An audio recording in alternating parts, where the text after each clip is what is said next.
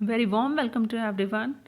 I had started a series of all previously asked idioms and phrases yesterday, so in the continuation of that series, I'm here with another session. In this session, I will start from 11th question as we have already completed 10 idioms in the last session. So let us proceed. 11th one, easy does it. Take a pause to answer it by yourself. So correct answer would be option C. Used to tell someone to do something slowly and carefully. तो easy does it idiom का मतलब ये होता है किसी भी काम को जब केयरफुली करने की आवश्यकता हो तो उस केस में हम ये यूज़ कर सकते हैं. For example, could you please place this showpiece on the table but make sure easy does it as it is made up of glass. I hope you understood. 12th one, to have bigger fish to fry. So answer would be option D. To have bigger things to take care of than the menial task at hand. To have bigger fish to fry का मतलब ये है कि कोई भी आपके पास कोई ज़रूरी इम्पोर्टेंट वर्क है छोटे मोटी चीज़ में इन्वॉल्व होने के बजाय. For example, your friend is asking you for going out, then you can say that no I can't go with you, I have bigger fish to fry. मतलब आपके पास कुछ इम्पोर्टेंट वर्क है बजाय बाहर जाने के छोटे मोटे काम के लिए.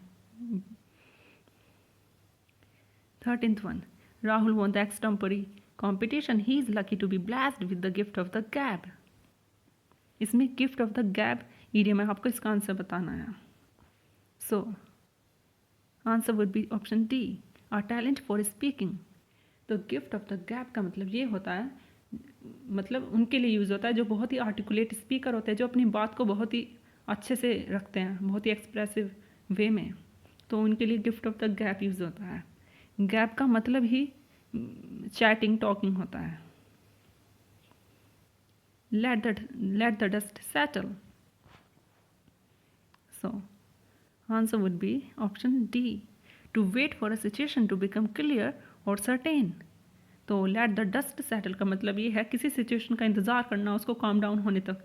तो तब तक इंतज़ार करना डिसीजन लेने में जब तक सब कुछ शांत ना हो जाए. 15th one, start from scratch. So answer would be option A, to start or create something from the very beginning. Start from scratch idiom का मतलब ये है किसी भी चीज़ को फिर से स्टार्ट करना. For example, if someone is not succeed in some exam, then he can say that now I have to start from scratch as I couldn't make my mark in the examination. I hope you understood. 16th one, I thought Sadhana would always stick by me, but when I got into trouble, she turned out to be A/N. You have to choose out of these 4 idioms the correct one. So, answer would be option C, fair weather friend.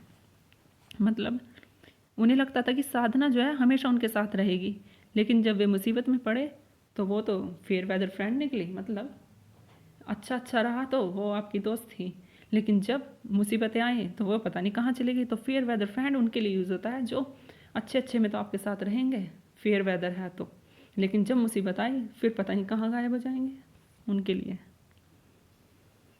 17th one, instead of confusing others, let us call a spade in front of the audience. So answer would be option C, speak truthfully.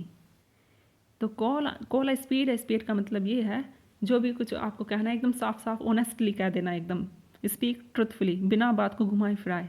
तो ये यहाँ पे कहा गया है कि instead of confusing others let us call a spade in front of the audience. की audience के सामने साफ कह देते हैं बिना कन्फ्यूज़ करे किसी को जो कहना है.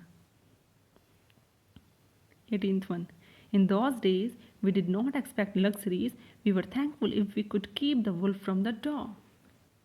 So answer would be avoid starvation. तो keep the wolf from the door का मतलब ये है कि आप एटलीस्ट इतना तो अर्न कर पा रहे हैं कि अपने परिवार का भरण पोषण अच्छे से कर सकें. मतलब भूखमरी तो नहीं हो रही है इस तरह से कि एटलीस्ट खाना पीना सही से हो पा रहा है.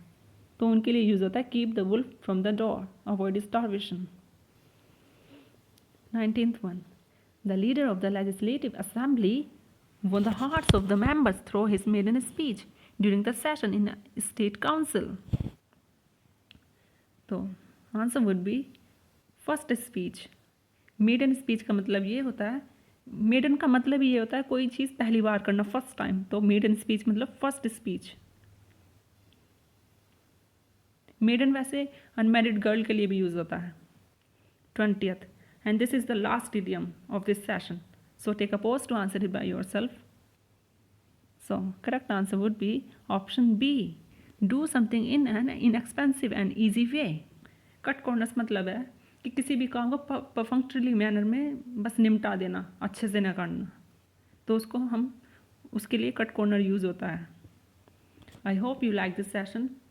So this is the end of this session. Thank you everybody. Time to be